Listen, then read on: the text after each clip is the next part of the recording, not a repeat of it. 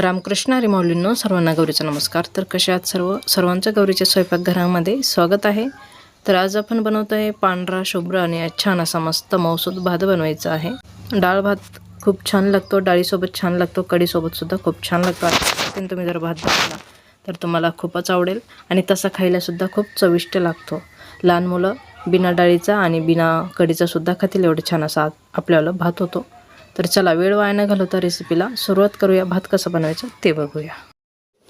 तर इथे आपल्याला 1 वाटी तांदूळ घ्यायचा आहे। बारीक मधला तांदूळ घेतलेला आहे मी, तर बघू शकता। तर आपल्याला हा तांदूळ स्वच्छ करून घ्यायचा आहे, निवडून घ्यायचा आहे, स्वच्छ धुवून घ्यायचा आहे। तर तांदूळ आपण स्वच्छ निवडून धुवून घेऊया। कढई गरम करून घेतलेली, 2 चमचे तेल घालून घेतले बारीक। तेल छान गरम झालेले जिरे मोहरी घालून घ्यायची आहे।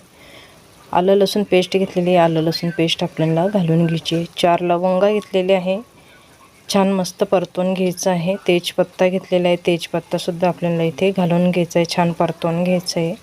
कढीपत्त्याचे पानं घेतलेले, कढीपत्त्याचे पानं सुद्धा छान आपल्याला परतून घ्यायचे।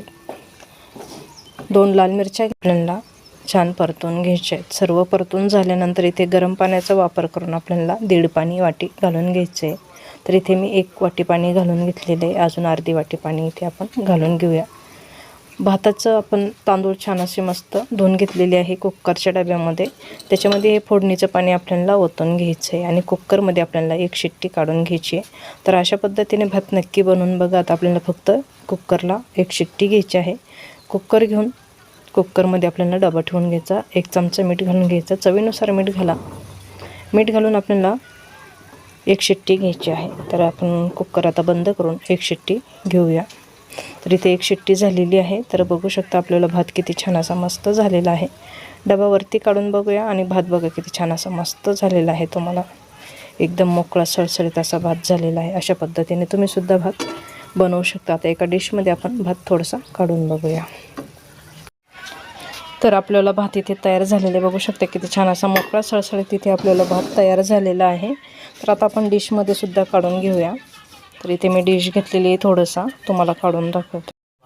तर बघू शकता किती छान असा आपल्याला इथे मोकळा सळसळीत असा भात झालेला आहे। तर कशी वाटली रेसिपी नक्की मला कमेंट करून कळवा। आवडली तर लाईक शेअर सबस्क्राईब नक्की करा, त्याचबरोबर बेल बटनसुद्धा दाबा, म्हणजे माझ्या अशाच नवीन नवीन रेसिपी तुम्हाला बघायला भेटतील। तर चला आजच्यासाठी धन्यवाद, भेटूया एका पुढच्या नवीन रेसिपीमध्ये। तोपर्यंत छान राहा, मस्त राहा, खुश राहा। अशा पद्धतीने भात नक्की बनवून बघा, लहान मोठे सर्वांनाच आवडेल। तर अशा पद्धतीने भात नक्कीच बनवून बघा। तुमची रेसिपी कशी होती आणि माझी पण रेसिपी कशी झाली तेही मला कमेंटमध्ये कळवा। तर चला आजच्यासाठी धन्यवाद, भेटूया एका पुढच्या रेसिपीमध्ये। धन्यवाद।